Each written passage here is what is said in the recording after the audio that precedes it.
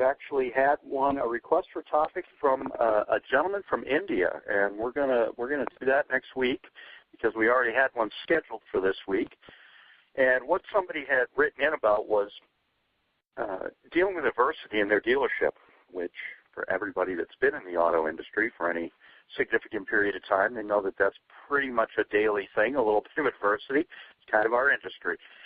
So what I want to do is try to give you 4 key areas when you're trying to deal with adversity in any business, in any personal, interpersonal relationship.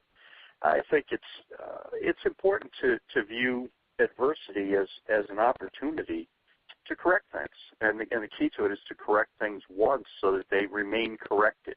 And the first key to dealing effectively with overcoming adversity is, first and foremost, just stay honest. Don't make excuses. Don't let your staff make excuses. Now, reasons are different than excuses. We know the difference. So if you don't make excuses, because excuses are a form of lying because you're deflecting the truth. You have to take ownership for your role in whatever is causing the adversity. And sometimes your role in it as a manager, as a leader, as a dealer, is simply allowing the adversity to continue right in front of you, right under your nose, as it were. We have employees that don't get along, and you almost have to prohibit that. People have to be able to work together professionally. So if you're not making excuses and you realize that excuses, again, not reasons, but excuses are a form of lying, then you'll deal with them differently. You take that ownership for your role that you play in causing this adversity or even allowing it. And, if it were a sport, if you were referring to losing basketball games, you got no one to blame but yourselves if you're a member of that team. As a team, you probably haven't played well enough to deserve to win. Have you been careless with the ball? Are you turning the ball over too much? Are you taking poor shots? You just simply don't win when you don't do the right things. And really, most issues are very fixable. So if we're not accounting for every opportunity, every up that comes into our dealership, if we're not logging them properly, if we're not taking them through a smooth, fluid, consistent, customer-centric process that makes them feel at home, makes them feel welcome, if that's what's causing us pain, then we need to address that. If our people aren't pleasant and amiable and willing to work with people and provide the solutions that these customers desperately need help finding, then that's our problem. It's our people. And if you're honest about it, we don't make excuses. We say, okay, our staff is subpar. We have to do training, or we're going to have to replace some people if they truly can't develop and maintain a good attitude. But that falls on management and leadership. So stay honest is number 1. Number 2 is stay positive. Being negative never helps anything. It really doesn't. I've worked for dealers, I've worked for managers that think that going out and getting in your face and being negative somehow helps you. I'd like to really learn how that works. I don't care if you're raising children or dealing with employees. The more adversity that you have to face, the more positive you have to be. You got to view any losses as lessons and use them as tools to improve. We tend to view some type of a loss. I don't care if it's a loss on a car deal. Go back to the beginning of the car deal and let's examine it from A to Z, not just look at the end result, but what caused us to get into that position. Did we not put enough research time in? Did we act to what a salesperson said? Did we not get off our butt in our chair and go appraise the car properly? Did we not utilize all the tools that we have online, tools right at our fingertips? Did we not use those effectively and efficiently in order to put a right value on the car? But you got to be positive about it. What can we do to prevent this from happening again? We already can fix the blame. That takes 15 seconds. Invest the time to fix the problem, and then it doesn't happen again. So after stay honest and stay positive, the next thing is, stay within your team. Keep your inner circle strong. When adversity strikes, the best teams use it as a glue to bond together. And mediocre or poor teams use adversity as the excuse to divide themselves.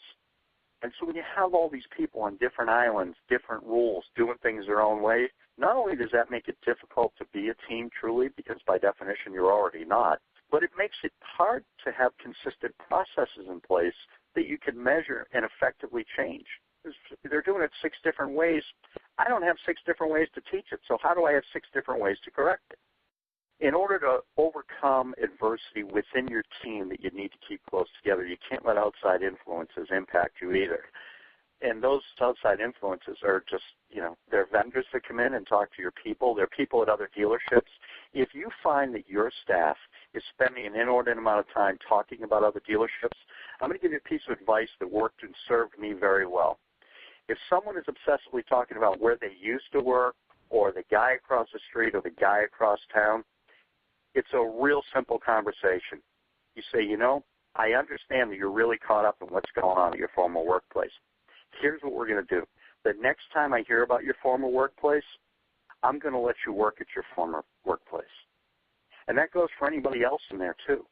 It's not that I care if they're talking about a competitor, but, I want you to live in our building and be part of our team. I don't need your attention divided, your efforts divided, your heart divided. I need you all in with me. I'm going to be all in for you. So try and keep, your inner circle really strong. Keep your teammates together. Everyone and their mother is an expert when things aren't going well.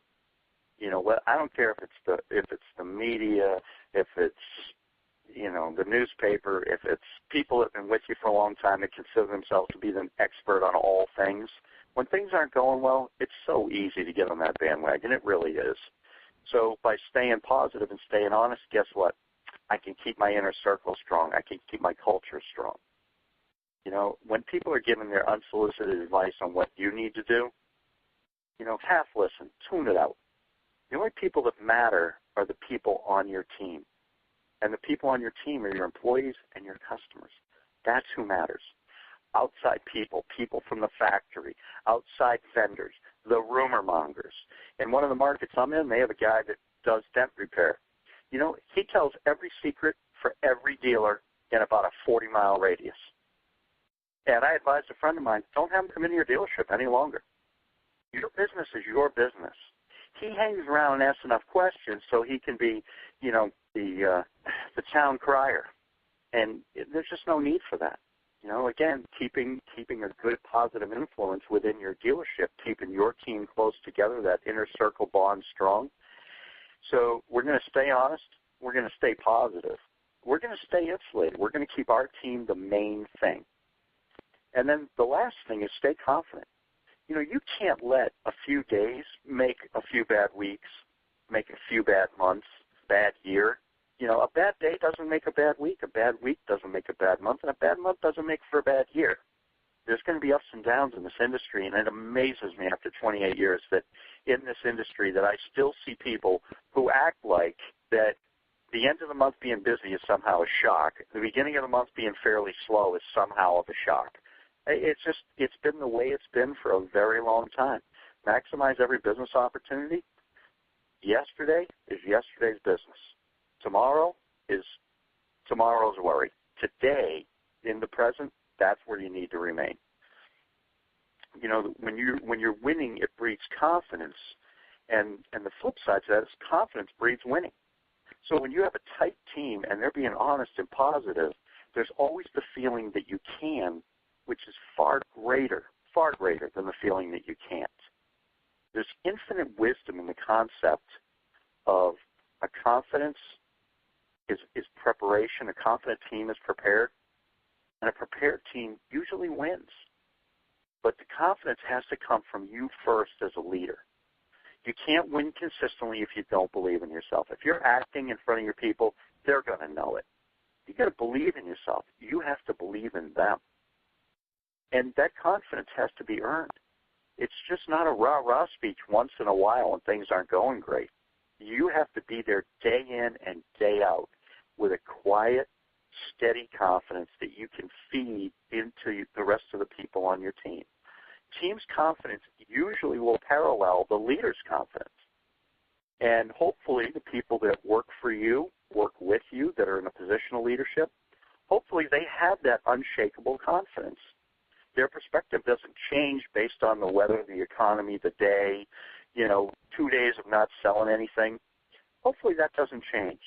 I want you to remember that in some of the greatest people in history, some of the greatest discoveries in history, everybody has adversity. And adversity is usually a prerequisite to great accomplishments. You have to have adversity to grow from it. And to grow from it, you got to be honest about it so you can get the benefit of having gone through it. You got to stay positive because it's going to get better because you're going to work to make it better.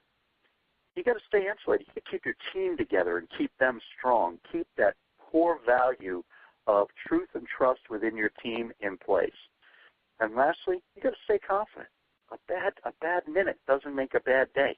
You get out of bed, you stub your toe in the morning, it doesn't mean it's a bad day. It means you had a bad minute. If you carry that with you, that's a choice that you make. So that's the information for today and how to overcome adversity. You follow those 4 steps, and I promise you, you'll start to realize that you can deal with any business problem, any personal problem you have by following that same mode. So with that, I'm going to sign off this week. Mike, I want to thank you very much, Mike, for hosting the call again and doing everything you do to help us all. So I hope you all have a great day. My name is Paul Morris. My number is 814-449-1899. And Mike will send you out the email. So if you have any questions or you'd like to speak to me, you can respond that way as well. I hope you all have a great day and a great upcoming weekend. Take care. Bye-bye.